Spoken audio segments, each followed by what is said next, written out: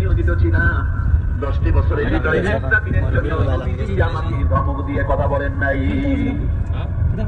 ধমক দিলেন না আমার এটা করলেন কেন?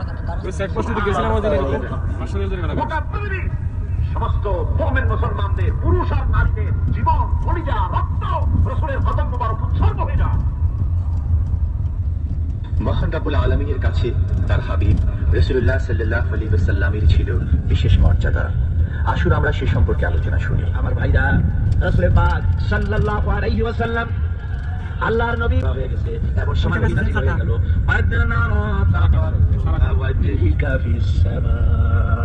নবী, আমি দেখতে পেয়েছি বারবার আপনি আকাশের দিকে তাকাচ্ছেন। সুবহানাল্লাহ, আমি দেখতে পেয়েছি।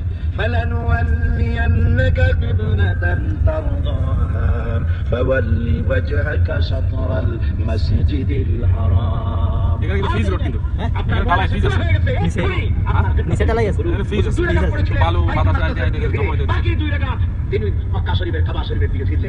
আজও পর্যন্ত সেই মসজিদ আছে, সাক্ষ্য দিচ্ছে নবীর কথা কিভাবে মনসুর হয়। মসজিদে কিবলা তাই মদিনা মুনাওয়ারা সেই মসজিদ আজ আছে। রাসূল পাক সাল্লাল্লাহু আলাইহি ওয়াসাল্লাম এত বড় মর্যাদা সম্পন্ন ব্যক্তিত্ব, মহান ব্যক্তিত্বের উম্মতের মধ্যে আল্লাহ আমাদের শামিল করেছেন। শুকরিয়া স্বরূপ আমরা পড়ি আলহামদুলিল্লাহ। সরে সরে পড়েন আলহামদুলিল্লাহ। আমার ভাইরা, মর্যাদা এত বেশি আল্লাহ রাসূলকে আল্লাহ রাব্বুল আলামিন দান করেছেন।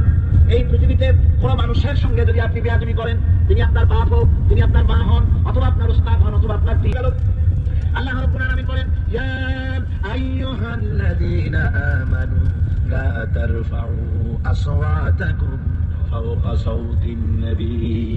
ও বিশ্বাসীরা, খবরদার, তোমরা যারা ঈমান এনেছো শোনো, তোমাদের গলার আওয়াজ যেন আমার নবীর গলার আওয়াজের চাইতে বড় না।